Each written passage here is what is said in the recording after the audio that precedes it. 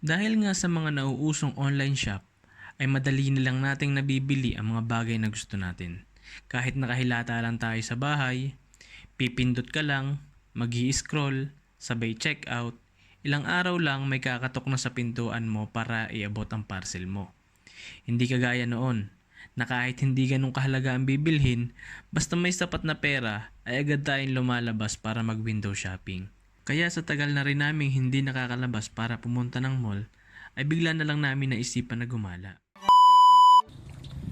So nag-uusap nga kami ni Mrs. kanina na about sa SM. Tapos bigla na lang kami nagkasundo na ayun, pumunta ng SM. So ayun, bigla ang desisyon is pupunta ako doon sa bahay ng kapatid ko, sa bahay nila, para subukang hiramin yung kanilang sasakyan. Kasi nga, syempre, kung makikita nyo, ang init ng panahon, tapos biglaan pupunta ng SM. So ang hirap naman magbiyahe.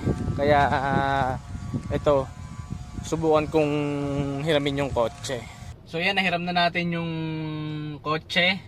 Buti na lang meron tayong mabait na kapatid at hipag na inalaw tayo na mahiram yung kanilang sasakyan. So yon, balik na lang ako sa bahay. Susunduin ko yung mag-iina ko at diretso na tayo sa mall. So yan, paalis na kami ng bahay. So yan, paalis na kami. Di ba kainitang tapat? Ang galing. Kainitan ang alis. So ito yung unang labas namin na magkakasama. Lumalabas naman kami before, pero syempre iba pa rin yung family lang. Kumbaga ito yung first time namin na buong pamilya lang na lalabas na kasama si baby. Hindi naman kasi kami nakakalabas kasi ang pangit ng panahon. Madalas umulan, tapos ngayon sobrang init naman. Naisip lang namin na hiramin tong sasakyan ng kapatid ko at saka nung hipag ko. So dito na kami sa SM. Nakapag-SM din. Where's Myrin? Si Myrin. Si baby. Haley. At sinimulan ko na nga magkalkal ng mga nakadisplay na akala mo naman ay maraming pambili. Samantalang gift check lang naman talaga ang dala na nakuha noong nakaraang year-end party pa. Habang nagsusukat nga sa loob ng fitting room ay may mga pumasok para makigulo, pero nakatapos naman. So yan, napagod na ako kakagala, kakaikot, kaya upo muna tayo. Si Mrs. naman yung namimili ng kanyang damit. So yan, kaya din pala tayo nag-mall ngayon kasi kailangan na natin tong gamitin.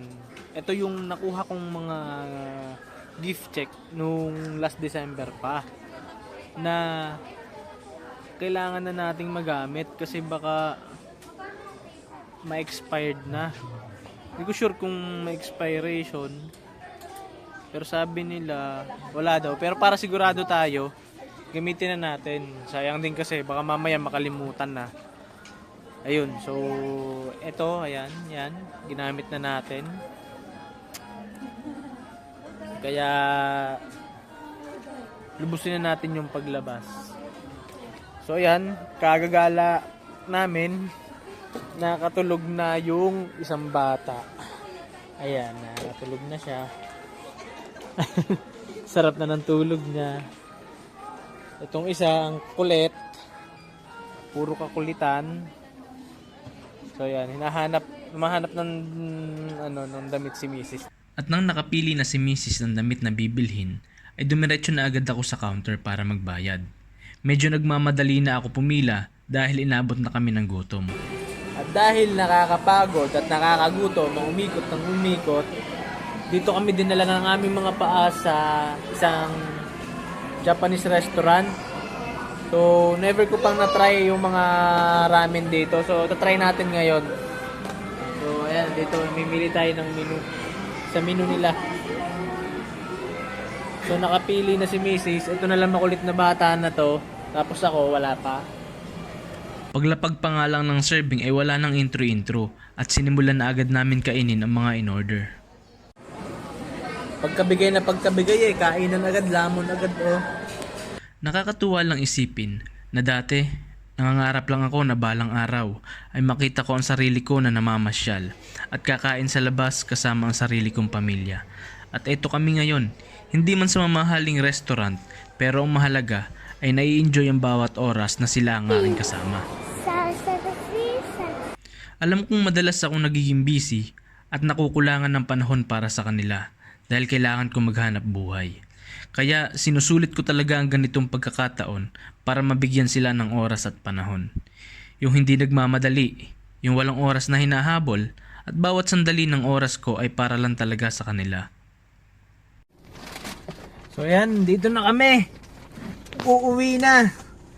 At dito natatapos ang paggagala namin. Hi baby!